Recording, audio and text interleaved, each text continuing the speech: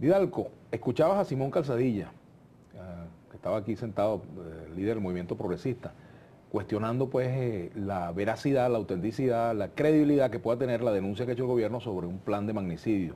¿Qué opinas tú? ¿Esa denuncia tiene, en tu opinión, bases, tiene elementos de credibilidad que puedan ser... Mira, la digamos, credibilidad lo da la actuación de la oposición. Aquí hay una oposición que el 11 de abril dio un golpe de Estado. Una oposición que después del golpe de Estado y haber llamado a una comisión de diálogo, que tú te acuerdas, yo formé parte por designación del presidente Chávez de esa comisión de diálogo, llamó a un paro petrolero, a la huelga empresarial, al referéndum revocatorio. Entonces la oposición tiene que resolver su problema. Yo lo dije cuando estuve contigo en la comisión de diálogo por la invitación que me hizo el presidente Nicolás Maduro. El gobierno no puede dedicarse a resolver el problema entre los muchachos de la oposición y los viejos de la oposición. Pues es un problema entre muchachos y viejos. Ahora eso no lo podemos resolver nosotros. Nosotros no podemos resolver la confrontación entre Leopoldo y Capriles. Nosotros no podemos resolver entre Ramón Guillermo Aveledo, Henry Ramos Alú y la dirigencia de Copey. No, no lo podemos resolver. La oposición tiene que marcar una clara definición. Fíjate que yo quisiera... No lo han hecho, Didalgo. ¿A ti no te parece que la oposición no lo han hecho porque... dicho, lo han reiterado? Mira, no lo han hecho, Vladimir, porque... Han ido a las mesas de diálogo. Mira, no lo han hecho porque son chantajeados. Y tú tienes que asumir decisiones de principio. Fíjate, por ejemplo, en este país hay diálogo, y eso hay que decirlo. Hay diálogo empresarial que está funcionando. Fedecámara se mantiene y los grupos empresariales se mantienen en el diálogo empresarial. Hay diálogo profesional porque el presidente autorizó la discusión de los contratos colectivos en el sector público y todos los sindicatos están formando parte como cuentadantes y administradores de ese contrato en la discusión que se inicia, al igual que otros sectores públicos sobre los cuales se está haciendo la discusión de contrato. ¿Dónde está paralizado el diálogo? En el diálogo político. Pero en el resto de la sociedad hay un diálogo que está funcionando. Entonces la oposición tiene que definir qué camino quiere escoger. Les pasó igual que cuando se retiraron del Parlamento, ¿te acuerdas? Que todos decidieron un día, no, nos retiramos. Bueno, porque el pueblo no va a ir a votar, bueno, el pueblo fue a votar y el chavismo quedó mandando solo en el Parlamento durante 6 años. Entonces yo creo que ellos están en una situación de deslinde que tienen que definirlo. Este no es un problema, mira, de popularidad. El problema ahorita es de gobernabilidad. Y los líderes violentos no terminan siendo sino dinamitadores. Los líderes constructores se definen cuando toman el riesgo de tomar una decisión, aunque no sea comprendida por la población, pero en un momento determinado el futuro del desarrollo de tu liderazgo irá marcando esa decisión. Yo creo que la oposición tiene hoy una definición en la mesa. ¿Qué camino quiere escoger? Y yo creo que eso es lo que está planteado. Por eso no se puede descartar nada. Ahora, cuando se habla de un magnicidio, por ejemplo, o se habla de un golpe de Estado, las generalizaciones no ayudan, ¿eh? Mira, yo te digo, yo creo que alertan y yo creo que repliegan. Eso lo aprendí yo con Chávez. Acuérdate que yo goberné durante 14 años un estado que es un estado militar. Y si algo me decía Chávez es, prende los oídos, mantente visto para ver qué hay ahí.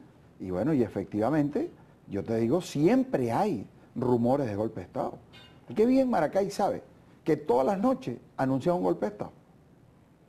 Entonces, yo quiero decir, ¿qué es lo que impide, si había una planificación, que esta alerta, aún con sus desaciertos o aciertos, en la forma como se haya dicho, alertó a un sector económico, militar y financiero que esté creyendo que ese es el camino? No, mire, yo no soy quien para darle consejo a la oposición, pero ellos tienen un espacio. Acaban de ganar en San Cristóbal, acaban de ganar en San Diego, y déjame decirte, no son 2 ciudades pequeñas, son 2 muestras. Y no se pueden subestimar, porque por primera vez el chavismo no se abstuvo, sino que votó del lado de la oposición. Y las mujeres sacaron más votos que los maridos. Entonces, mira, ¿y eso a qué se debe? Mira, y además, y además déjame decirte este elemento, ¿no? Yo vengo de Santa Lucía, ¿no? Donde fui ayer a una reunión con los concejales nuestros. En Miranda, ¿eh? Sí, en Miranda. Y entonces tomé el tren, el metro, ¿no? Y bueno, fíjate un detalle, no vi una camisa roja, pero ni vino tinto, ni azul del PPT. ¿Eso qué quiere decir? Bueno, eso te voy a decir una cosa, ese es un elemento. Que el empleado público, no porque se tenga que uniformar, sino porque forma parte de su identidad en la acción pública que tiene, tenga que agarrar el cintillo de su credencial y meterla dentro de un bolsillo para que se le vea solo el cordón.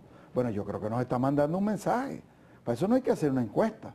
Entonces yo creo que así como la oposición tiene que escoger un camino, y no es el gobierno el que se lo va a definir, nosotros tenemos que tomar decisiones en este momento. Ajá, Yo, por ejemplo, te digo... Antes de hablar yo sé que hay decisiones que hay que tomar, pero ustedes tienen un espacio dentro del polo patriótico donde se discutan estas cosas, por ejemplo. Sí, cómo no, claro. ¿Tú lo has planteado? Sí, claro, tema? a todos los niveles los hemos planteado. No con la regularidad que quisiéramos. Realmente? Mira, yo sí creo que hemos sido escuchados. Ahora, el problema es más complejo, ¿verdad? Porque es un liderazgo más colectivo. Y aunque hay un jefe de la República, también hay un liderazgo colectivo. Y entonces los matices de expresión también forman parte de decisiones. ¿Cuáles son esas decisiones que tú reclamas, Didalgo? Didalgo? Mira, yo no es que reclamo, porque yo no soy quien para reclamar. O planteas que tiene que Pero haber yo digo, decisiones. en este momento tiene que haber una sinceración del precio de la gasolina. ¿Y tú crees que una sinceración del precio de la gasolina contribuiría a que los trabajadores enseñen su carnet, por ejemplo, o se sientan, o que se vean camisas rojas? Y si le llega ese tatique a tiempo, y si las cajas de ahorros tienen para pedir préstamos, porque el empleado público que tiene no tiene el banco comercial ni público. Las cajas de ahorros son su préstamo natural.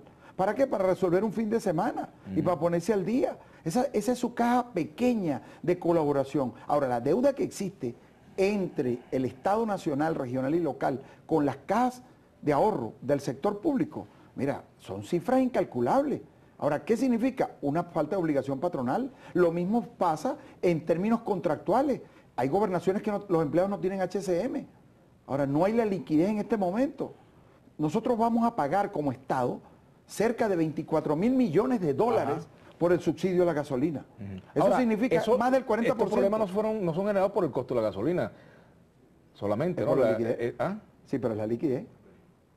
El aumento de la gasolina. Hay una política económica que hay que corregir, que fue errada y que produjo todos estos males. Hay que diferenciar entre las políticas conceptuales dejadas por el presidente Chávez como parte del plan de la patria, en el cual nosotros debemos ser defensores, y otra cosa es ser rígido en las políticas económicas. O sea, tú no puedes, en este momento, cuando las misiones necesitan sincerarse, y lo ha anunciado el presidente Maduro, ¿de dónde vas a sacar los recursos? Una política tributaria no es inmediata, y tú lo sabes, Vladimir.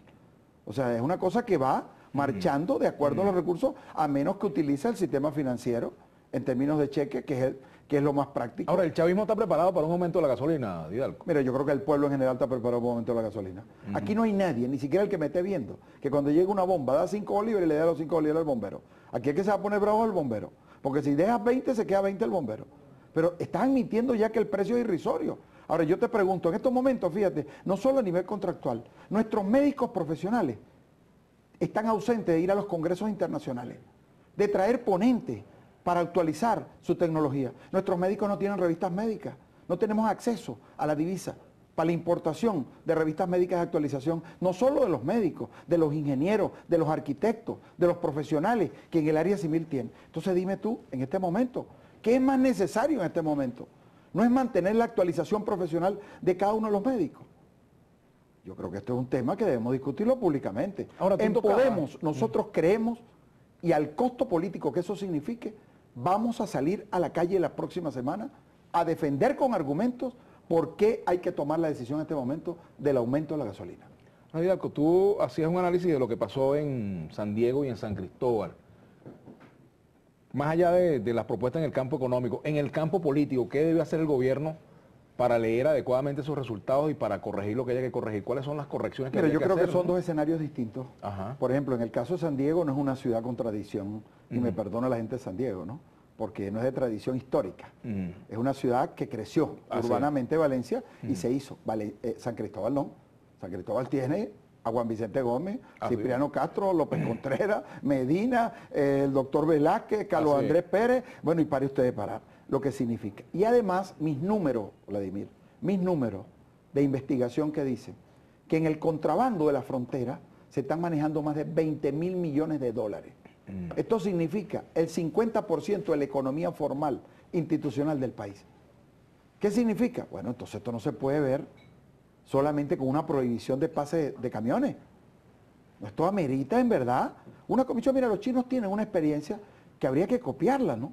Que es que los chinos designaron una comisión de decenio, y esa comisión no tiene responsabilidad de gobernadores, de alcaldes, ni de diputados, ni de función de partidos, ni nada. Esa comisión es solamente para pensar y hacerle seguimiento a los problemas que forman parte del desarrollo económico de ese país. Y cada 10 años se sustituye la comisión. Ahora la forman 300 profesionales, solamente dedicados a estudiar y a resolver problemas. Están gobernando los mejores con Nicolás Maduro. Vamos a la pausa y ya regresamos con Didalgo Bolívar. Ya venimos.